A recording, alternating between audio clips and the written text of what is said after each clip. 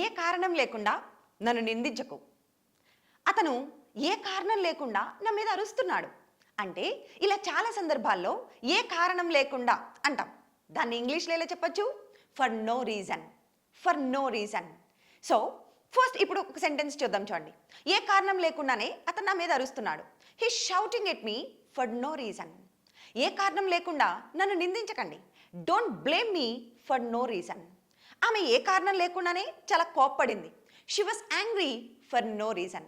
ఇప్పుడు మీకోసం 2 sentences try them. First one, అతను ఏ కారణం లేకుండానే ఏడుస్తున్నాడు. నెక్స్ట్ వన్, ఆమె ఏ కారణం లేకుండానే చాలా అప్సెట్గా ఉండింది. See, you learned a concept just like that. It's that easy to learn English. Follow for more.